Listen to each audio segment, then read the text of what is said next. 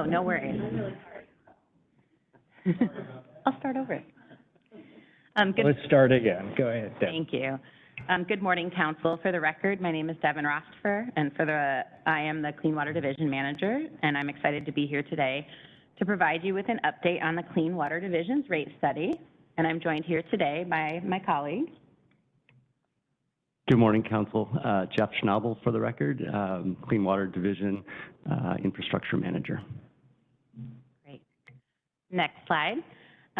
The outline for today's presentation is to start with a short rate study recap, focusing on where we have been and where we are today.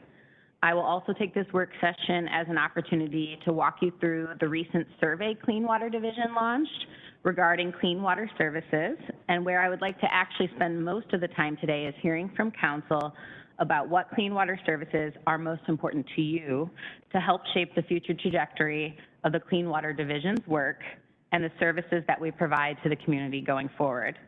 We will then wrap up the work session with an overview of next steps, timelines, and goals, as well as an opportunity for you to ask questions for future work sessions. So where have we been since the rate study kicked off in January? From our rate study in January, we heard great feedback from Council regarding the rate study, including a request for us to focus on the services we need to provide and determining how much funding we will need to provide those services. In February, we formed a core team internally consisting of multiple staff, many of which who are here today. I just want to acknowledge Sherry Villafan is here, as well as Mandy Scott, Ken Lader and Priya Donapal, as well as Mark Gasaway, who have all been involved through our core team. We also conducted department interviews across all of the Clark County departments that are funded by the Clean Water Program to learn more about gaps in our current programming and to determine what the need is. As a reminder, next slide, please.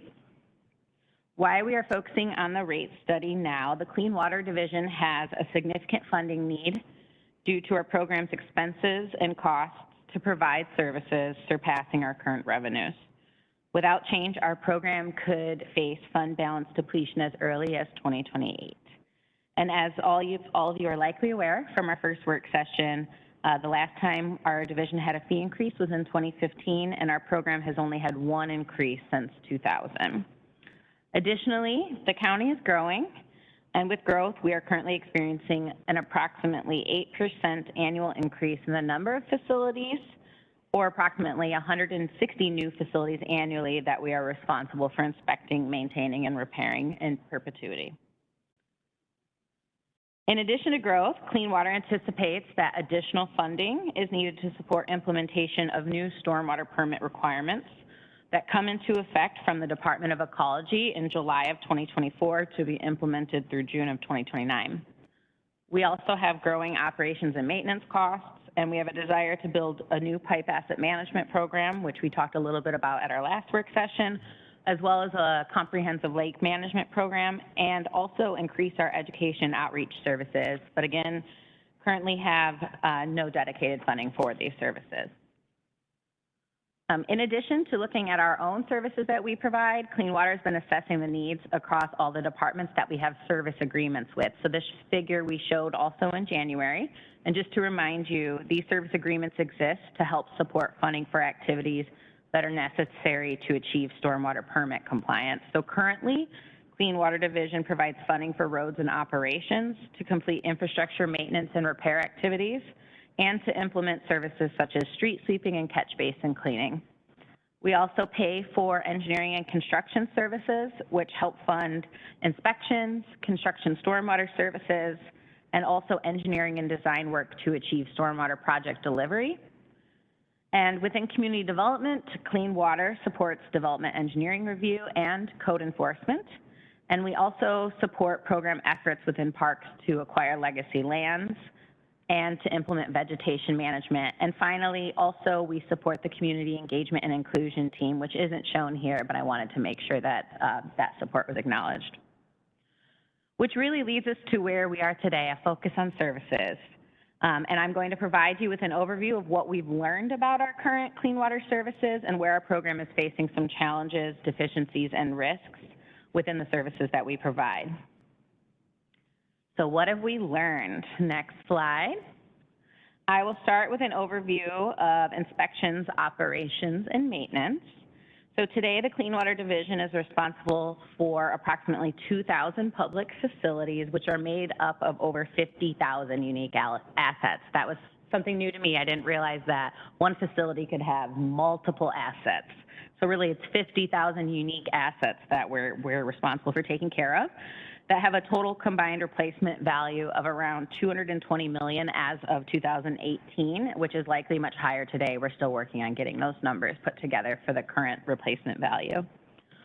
Under our Phase 1 municipal stormwater permit, we have a requirement from Ecology to inspect 95% of those facilities annually, which is inspecting 95% of 2,000, but also 95% of those 50,000 assets. We also have, if we find issues with our infrastructure that needs to be maintained or repaired, we have required timeframes to fix that infrastructure. So for example, we have approximately 1 year for routine maintenance, but only 6 months to fix issues with catch basins. If a fix is under $25,000, it has to be fixed within 2 years. If a fix is over $25,000, then we have to fix the problem in our 6-year capital plan. And what I've learned in the past 8 months is that we have a lot of infrastructure that needs help. The list is growing. For example, currently the Clean Water Division estimates that we have 600 bioretention facilities that need maintenance, repair, or replacement. Additionally, our program has identified 500 stormwater detention ponds that are reaching a critical time in their life cycle, where maintenance is needed to ensure the ponds have the full detention capacity to store the water they're intended to store. Unfortunately, these 500 ponds have never been surveyed or had sediment removal maintenance completed, and many of these are 25+ years old. Another issue that we brought up in our January work session is that currently Clark County has approximately 500 miles of underground pipe, with our largest replacement value asset valued at over $135 million worth of pipes as of 2018, and these pipes have never been systemically inspected or cleaned.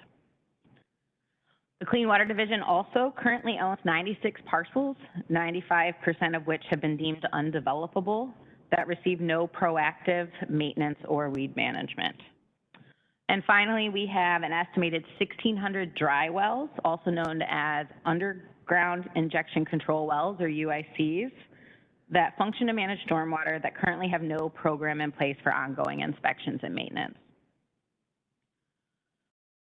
Clean Water Division, keeping on the theme of other things we've learned about our services, currently we have no program in place for routine maintenance of pervious sidewalks, which we have throughout the county. And we currently have 2 Vector trucks that we use for catch basin cleaning or could use for pipe or UIC cleaning, but we have no one to operate the second truck. So it's just sitting there waiting. Other gaps we are experiencing are gaps with construction stormwater inspections and complaint response. And we currently only have 1 person responsible for all pollution source control and spill response activities in the county. And we have 2 staff that are working on inspecting and providing technical assistance to the 1,800 private facilities. So they take care of approximately 900 facilities each annually. From speaking to council over the last few months, we've also heard you emphasize how important education and outreach is to achieving clean water goals. And we've heard you express interest in increasing the number of people we reach. Unfortunately, as of today, our team is turning down opportunities that we are invited to due to capacity and resource constraints. So what does this mean for the county's National Pollution Discharge Elimination System, or NPDES, stormwater permit requirements? These are all service gaps that create compliance risks for us. Risks that come from noncompliance with the county stormwater permit include potential for enforcement from the Department of Ecology, or EPA, on the county, which could come with monetary fines from regulators. We also have the potential for litigation under the Clean Water Act from third parties, which comes with financial implications, which we have experienced previously. I also want to point out that our program is subject to grant funding ineligibility, not necessarily from stormwater noncompliance, but from GMA noncompliance. If we are noncompliant with GMA, our program isn't eligible to receive funding for stormwater infrastructure work. So while clean water staff are doing their best, I really believe we're doing our best. We think we can do better with additional resources and most importantly, from support from the council. So to help our program learn more about what clean water services are important to the community, we recently launched a public survey focused on what clean water services matter to the public. And this survey opened at the beginning of the month and closed on Monday, which was Earth Day. To increase engagement in the survey, we translated the survey to Ukrainian, Russian, Spanish, and also to Vietnamese. And we also made staff available to take the survey responses over the phone for residents who may not have internet or a computer. In the survey, we focused on 12 different items that represent different service areas that the Clean Water Division provides as required by our municipal stormwater permit. And specifically, we focused on asking respondents what services are most important to them for education and outreach, watershed implementation, lake management, capital projects, monitoring and data, operations and maintenance, regulations and requirements, resources and incentives, and wrapping up with a question to get the public's opinion on our clean water services. We also had respondents indicate which district they lived in to help us look for different trends in the data based on where people lived. So in total, we received 595 responses from the public, and we are very excited about that number. Just for reference, we recently learned that the City of Vancouver is targeting approximately 500 responses for a recent comprehensive plan survey. So for us, this is a win for participation, especially with it only being open for a month and getting almost 600 responses with no targeted advertising. So I also want to thank each of you for sharing this survey with your networks, and special thank you to Chair Medvigi, who requested this survey be shared with all the mayors in Clark County, and thank you to Jordan for sending that around to help us get the word out.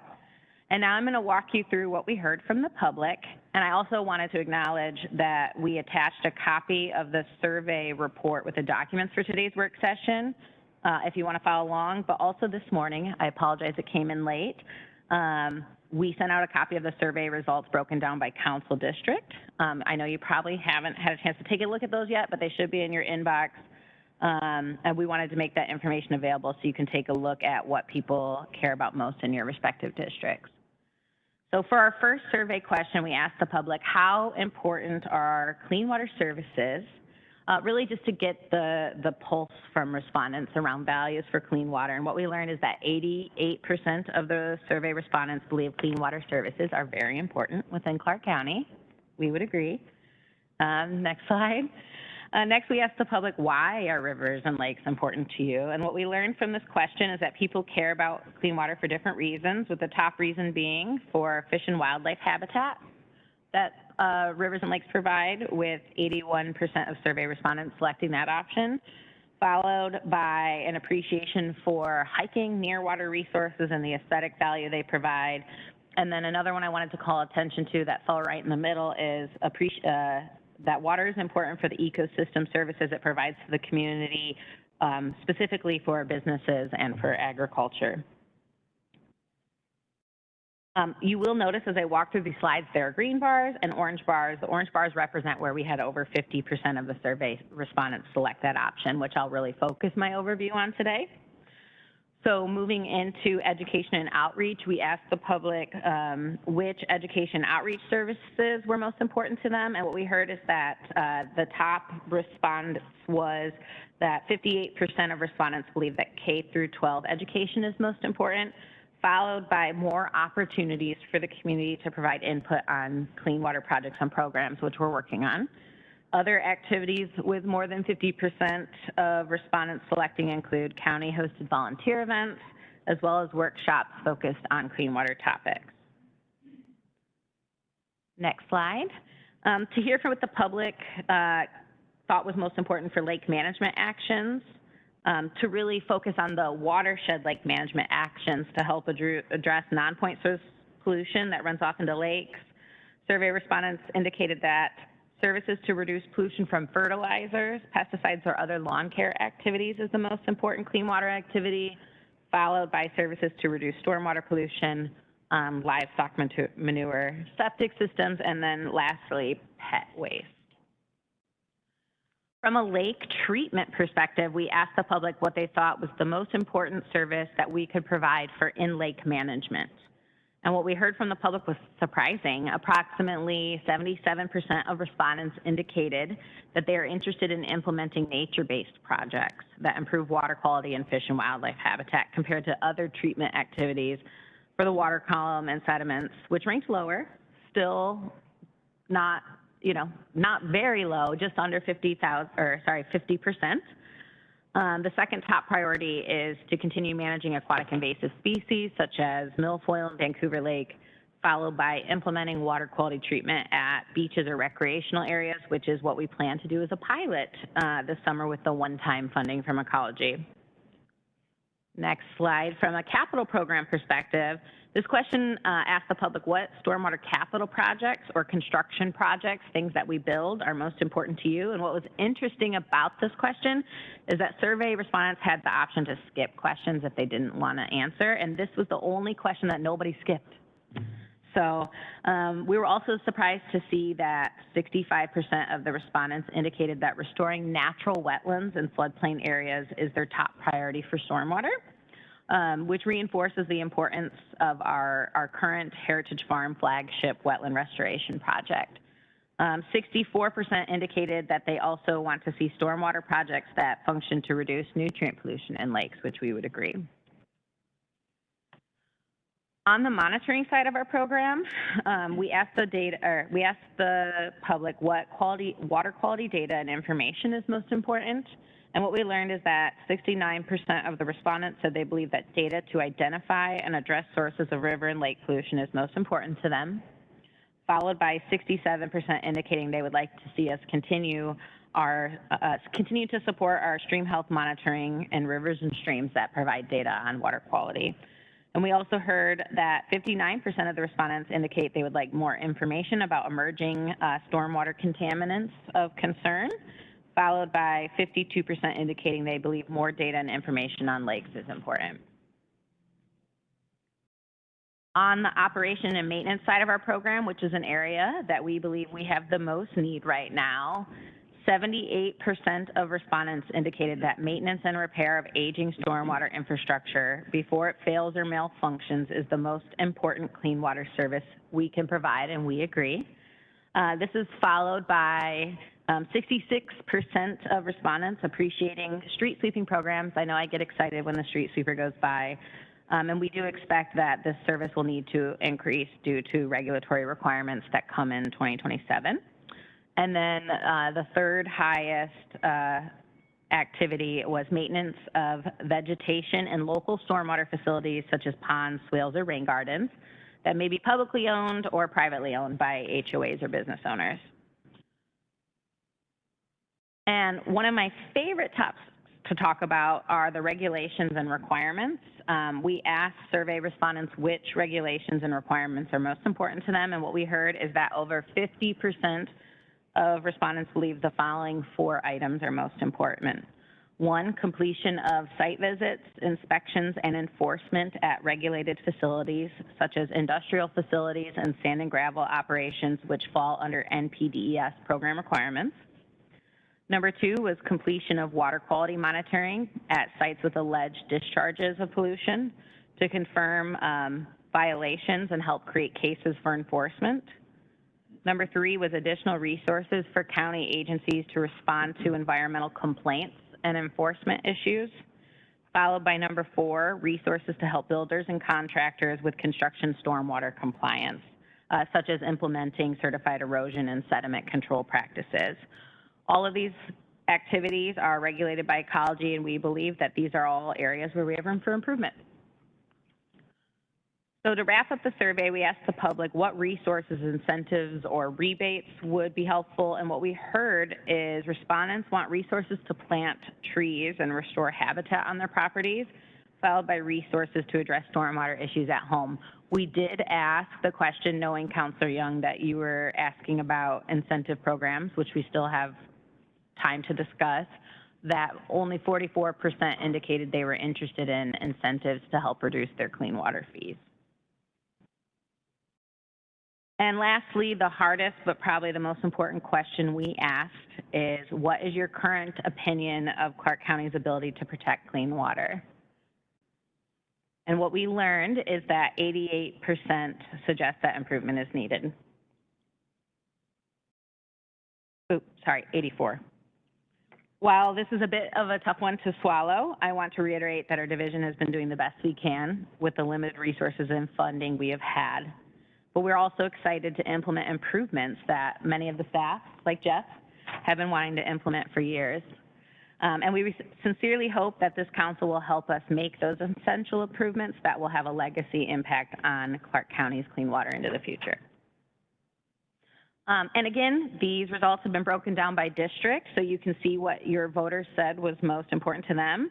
And although it wasn't a competition, I do want to give a shout out, Chair Medviji, you won for bringing in the most survey responses in District 4, with 23% of the respondents coming from District 4, followed by District 5, Councilor Marshall.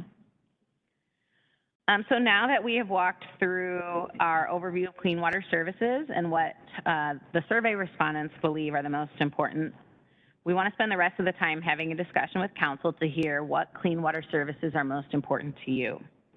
With this information, Clean Water will take council's service priorities. You can go back, we're going to stay on that one, it's okay.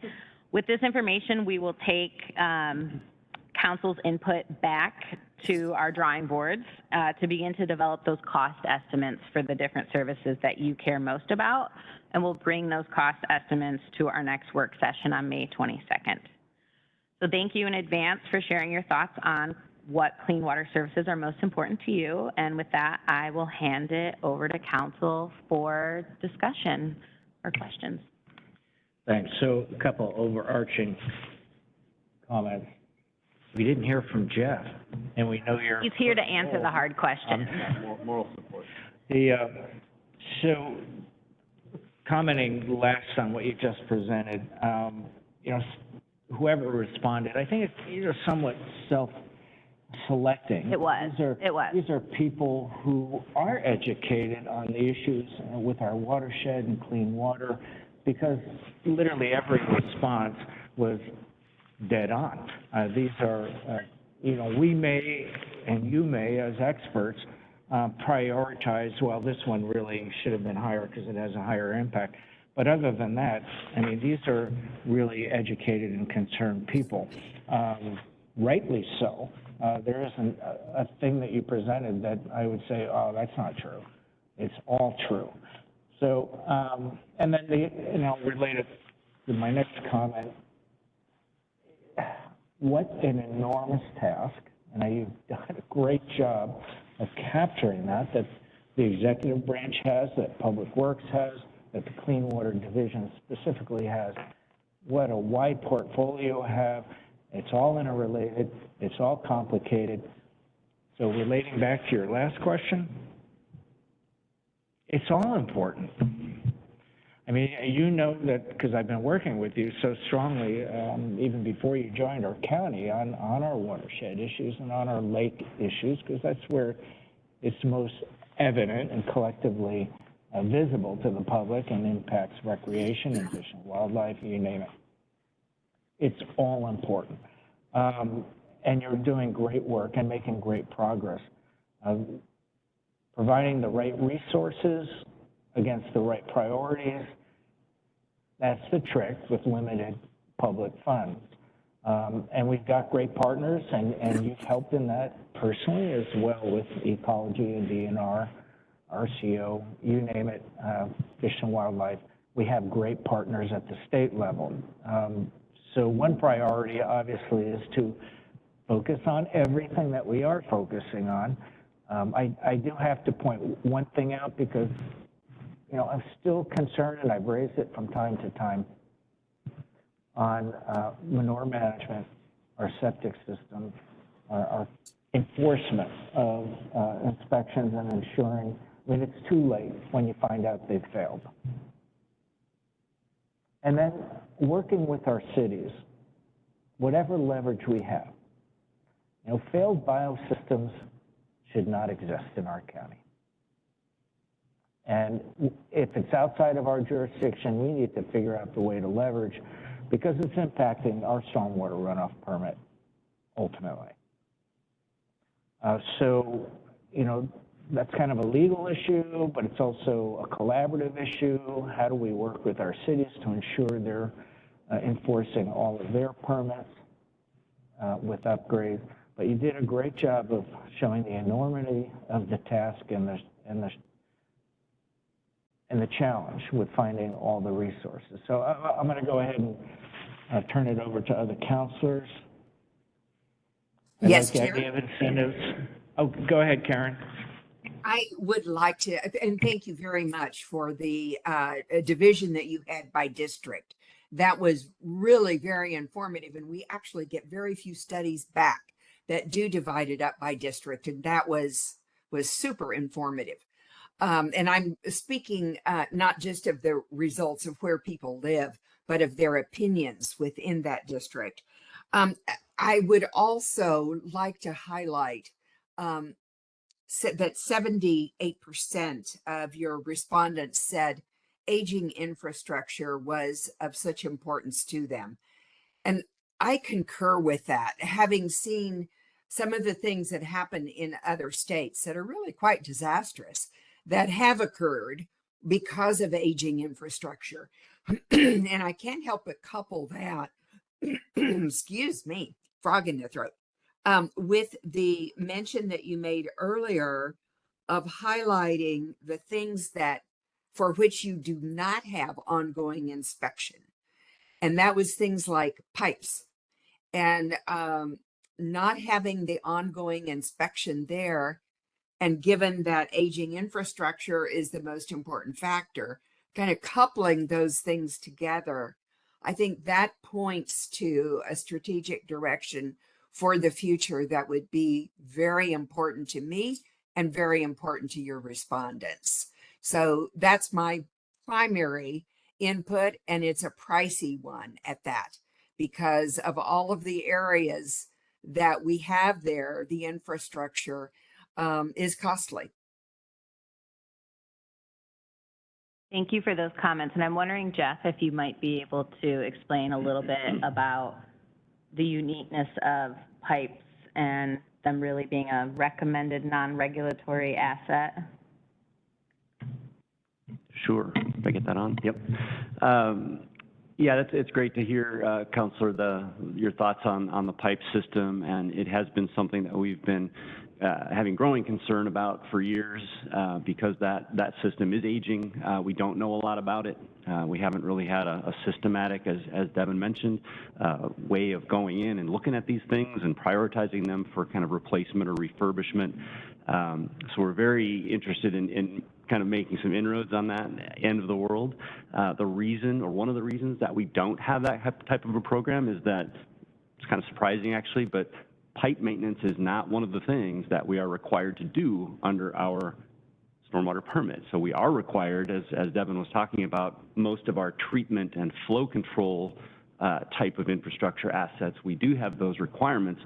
We do not have requirements to do anything about our pipe system. So the approach has not been proactive, it's been reactive in the past. And so when something floods or breaks or you know, you start getting a sinkhole or whatever, then we react and we try to deal with those in kind of an emergency situation. So it is being brought forward as a recommended, non-mandated change to our program. So just something to keep in mind as we chat about that. And the reason I asked Jeff to highlight that is we're kind of getting to what the next steps are. Is historically, my understanding is that Clean Water has been 100% focused on being in compliance with the permit, as we should. That's our number one objective. That's our base goal. However, something like pipe asset management, it hasn't been invested in because it's not required. Therefore, we have 500 miles of pipe over $135 million worth that hasn't been historically prioritized or funded because it's not technically regulatory, but it does have bigger impacts on bridges, culverts, roads, public safety. So it's one of those things that once you get into the detail, there are things that are outside of our regulatory framework that are proactive, important investments for the county. that we're asking you to consider. So just wanted to highlight some of that nuance for you now as we move along in this process. Karen, did that conclude your questions and comments? Yes, yes, and I think it's just fascinating that the public has identified that, at least the responding public, as their number one priority, aging infrastructure. I agree. It's almost like the staff filled out the questionnaire themselves. We didn't. Sue, comments or questions? Yes, I have a few. Well, thank you very much for all of this. I can recognize this as a huge scope of work just to pull all of this together. Very much needed, and I appreciate it. I think I have an earlier version of the, so my numbers didn't, I think I was tied with a couple of the other districts as far as responses in my version of the report. We had, as of the 16th, we had 320 people respond, and by yesterday, we closed it. There was 595, so it must have been that Earth Day push. Oh, yay. Good, good. And to redistrict, right? Well, yeah, and I am impressed with the responses. I agree with what Councilor Medvedi has said about they're very well informed out there, so I'm happy about that. And even though it's, self-selected, 600 is a significant number. So I kind of focused on a few pages that we were looking at here. And page 8, because construction stormwater has, living on close to the edge of the growth boundary, I see what some of the new construction, the impact it's having, and it's significant. And so that, I wonder how from the design of the stormwater facility to the construction can be going on for a couple of years, how that continues to be monitored. And, and because all of the construction and earth moving is going on, that facility gets filled up with sediment. So then, how functional is it by the time all the houses are there? Yeah, I think there's a lot to unpack, but we have some suggestions for how we can help fill some gaps. Go ahead, Jeff. Yeah, that's a great topic and a great question. Probably deserves a longer answer than I'll try to give you right now, Counselor. But so yes, in general, there is a very hands-on process all the way from the very beginning of a development project, say a subdivision, all the way to the end where those stormwater facilities may become dedicated to the county for our perpetual ownership and maintenance, or they may remain private, in which case they are also our responsibility to continue to inspect and enforce the regulations and make sure that they are in compliance. So between Part A and Part Z there's a whole process to try to make sure that what is being constructed is meeting the requirements for stormwater treatment, stormwater flow control within the Clark County Stormwater Manual, and then that they are actually built to those specifications and performing up to those specifications prior to those resources being turned over, those assets being turned over to the county or to an HOA, for a homeowners association, or whoever's going to be ultimately maintaining and taking care of those things. So we work closely with our partners in the engineering construction section within Public Works, as well as folks in community development, all through that process to review. Nice ringtone. So to review those plan sets when they come in to make sure that they appear to be sufficient to meet those standards. And then we have inspectors who are on site periodically through the development process to make sure that we're inspecting as things are happening. And then we have a 2-year, what we call a maintenance warranty period for at least the things that are becoming public. Those assets are inspected for 2 years at additional visits to try to ensure that they're functioning fully. And this kind of gets at, Counselor, when a lot of stuff can happen during the development process. We do try to hold those folks to refurbishing, cleaning, and making sure everything is working perfectly before we inherit that. There's a limited amount of those inspections that we can do. It's oftentimes funded primarily by development fees. So we have a set amount that our folks in other groups are inspecting, and we do the best we can to make sure things are coming off a warranty in good shape. Does that help at all? It does. I think there may be a need for additional staff. And you mentioned that it's regulated by ecology. The construction stormwater? Right. Correct. There is a construction stormwater permit that is ultimately issued by the Department of Ecology. However, within our municipal stormwater permit, we are required to enforce the construction stormwater permit and to ensure that construction sites have the required sediment and erosion control practices implemented.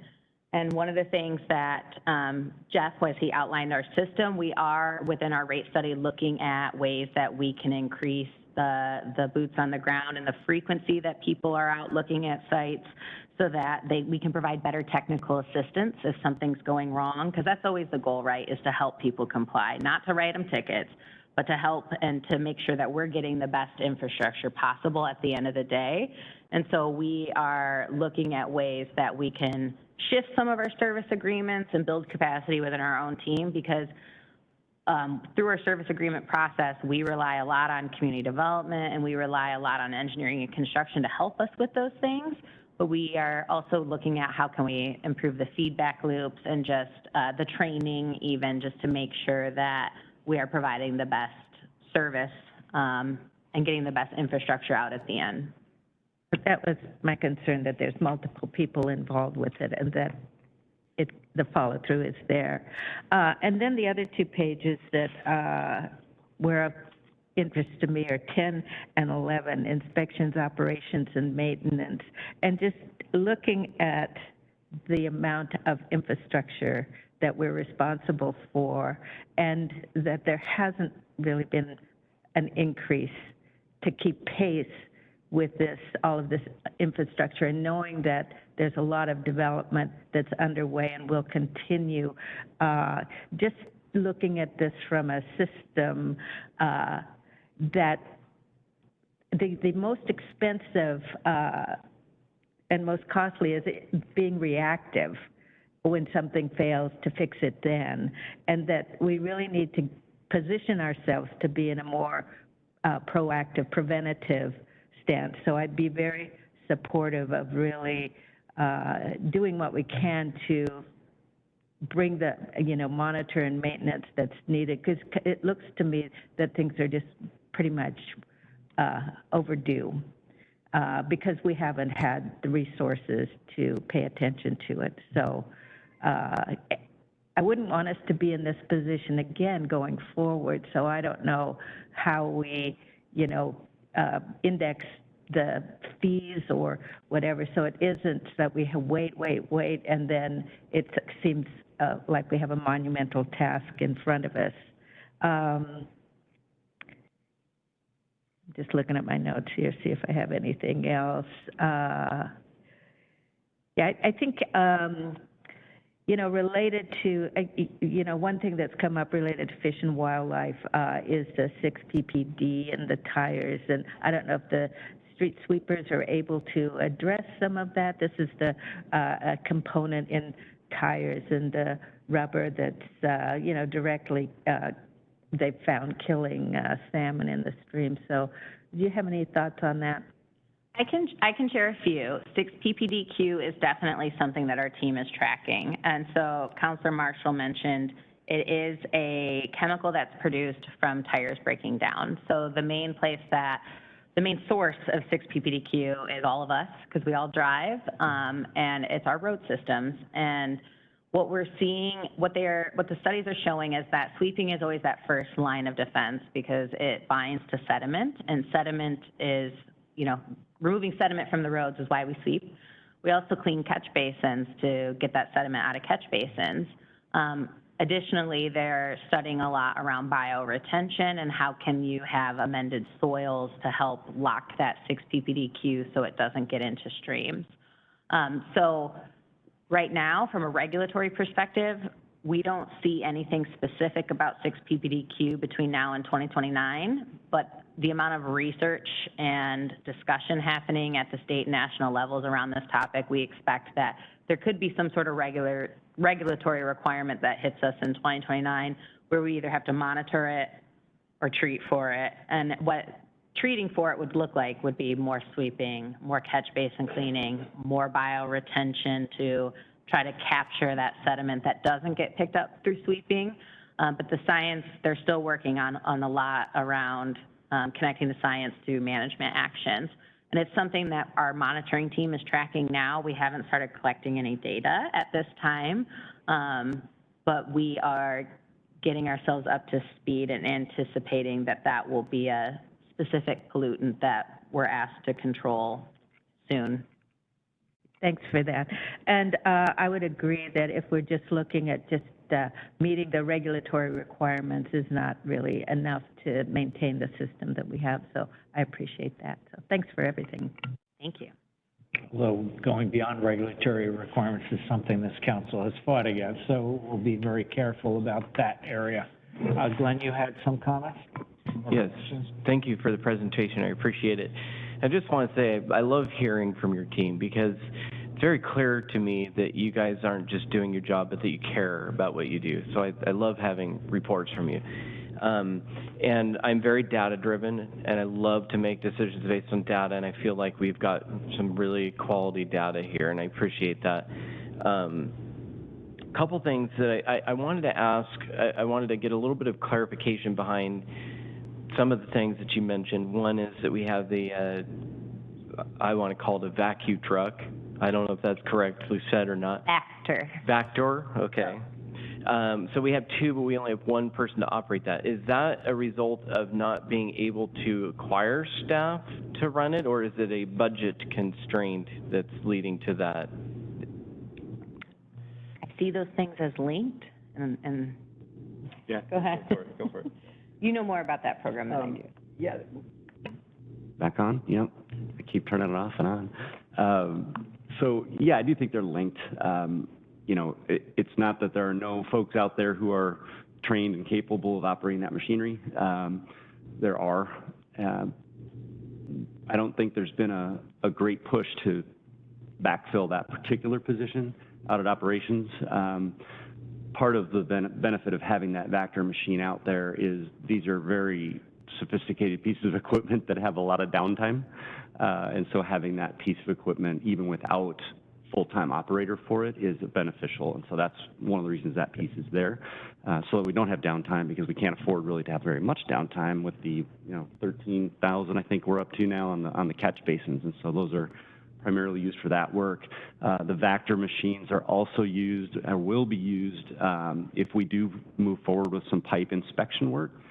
Those are a critical component of that work, to be cleaning out the pipes so that the cameras can go in and helping to get that process to work. So while we don't have an operator right now, we have uses in our minds for that machine, and possibly on a more full-time basis going forward. Does that help? Yep, that does. Okay. One of the things that I captured from the survey, and you guys touched on that, is everybody's primary interest is battling this challenge that we have in natural waste. And the interesting thing with that, and that kind of highlights the dilemma that we're in with our process and the comp plan, is we are erasing nature's ability to take care of this problem for us, and it comes as a result of the growth that we're experiencing in our county. And it comes back to that fundamental question, how do we structure our development? Do we fill in our wetlands and build houses on it? And in so doing, there's consequences to that. And so it becomes a real challenge. There are some things that we can restore, but we keep deleting it also at the same time. But you can't just say, we're going to stop deleting it, because there are people that need to have homes, there are businesses that need to be around, and we want to avoid that sprawl if we can, right? So we're trying to contain people into a smaller area, and it's an incredible challenge that I don't know that there is an answer to be honest.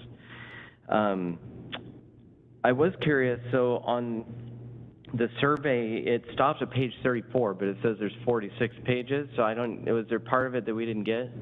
That was names and emails if they wanted to be entered into the raffle. So just to protect people's privacy, we kept that to ourselves. So thank you for asking that. Yeah, good.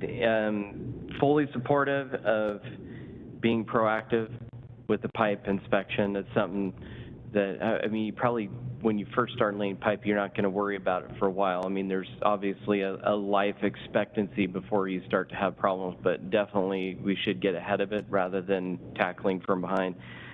And the only thing I would say for next time, I felt like a little bit of information was not captured in the survey, was a little bit more understanding about how these services are paid for.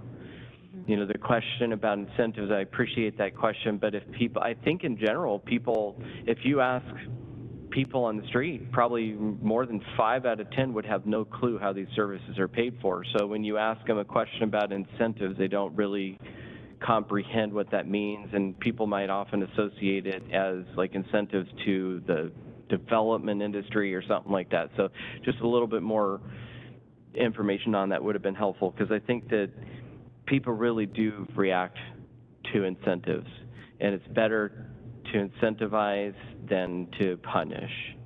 You know, it's a better process. So anyway, I really appreciate this. Looking forward to some of your recommendations, seeing how we can do this and balancing out, you know, the impacts of fee increases. So looking at how we can come to a good compromise on that, have a good, solid program that's functioning, but also being considerate of how people are being impacted by it.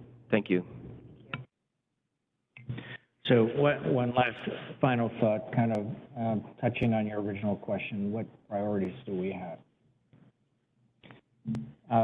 There are so many related issues here, and I'm really speaking to your supervisors now on how we manage our limited resources to be most effective. Because as Council Marshall said, we don't, you know, we want to be proactive, we don't want to be reactive. And the manager will tell you over the last 5 years, it's been a constant theme of mine about permitting. And it's not just about efficiency and cutting down costs and making it an efficient process. It's more than that. Code enforcement. You know, we've had instances where people have built things or converted things without permits, including their own septic systems. We had one instance where I threw a report of a neighbor. Otherwise, you know, we don't have people inspecting out there trying to look for this stuff. But what I saw was that we had really stovepiped county services, and where we had permitting looking at one aspect of this homeowner's project, you had the health department and the septic system looking at a different aspect of it. And so there's a great amount of wasted resources in my mind. So that's to the challenge on a system approach to ensure that we're ahead of this. You know, we need to figure out how all these departments collaborate and work together, you know, so we don't have someone issuing a permit at the same time we have a code enforcement action on the same property without talking to one another and working it out. So permitting and code enforcement would be priorities as they intersect with your clean water objectives. One more small comment by Sue Marshall. Yes, I didn't want this to go without notice. I just wanted to call folks' attention to the letter that was submitted by the Clean Water Commission.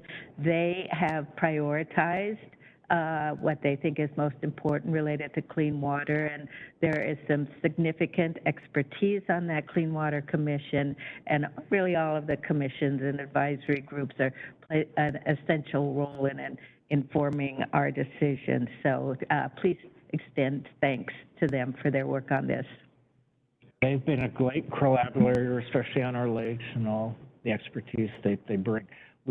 Did you have one last thing to say? We do have another work session that we'd like to get to. I just have a few next steps. One, acknowledging the Clean Water Commission. Thank you for doing that, Councilor Marshall. Also, Friends of Clark County wrote a response to our survey, and we didn't expect that. And it's on their website. I should have included it in this presentation, but they put out a release on what their priorities are for clean water. So just wanted to acknowledge and thank them for doing that. If you will go to the next slide, please, Kristen. I just wanted to go over our topic for our next work session to let you know what's coming. So our next topic are cost estimates for the clean water services. So we'll take back what it is that you said you'd like to see more of and bring those costs to you. What we plan to organize that by are those mandated services necessary for permit compliance as our base level of service.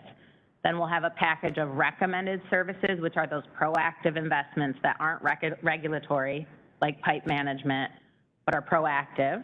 And then we'll have some additional services that are leading practices that are really options for you all to discuss. And what we envision is between the recommended and additional services, you'll have the chance to kind of go grocery shopping and choose what it is that you want to see packaged into our program and move things around, and we can give you different rates based on which services you want to add to our base.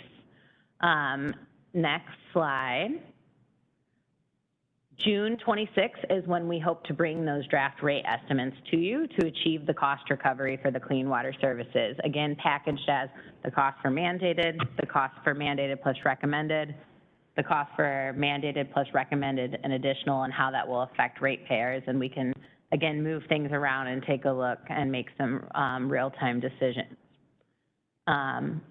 And there's future discussion. There's some other policy decisions around our rate structure that we can bring into this conversation, I think, at a later time, as well as equity and incentives and what you'd like to see for additional public involvement as we continue to move forward towards a rate adoption, potentially.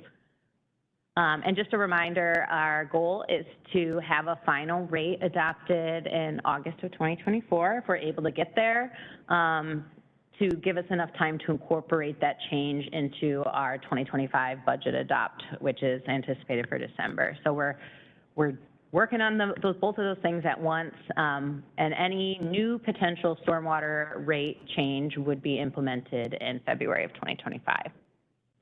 And with that, I just want to thank you for your time and your feedback. If you have additional thoughts, you know where to find us. Email works, or we're on the first floor. And thank you again, Council, for today and scheduling us for future sessions.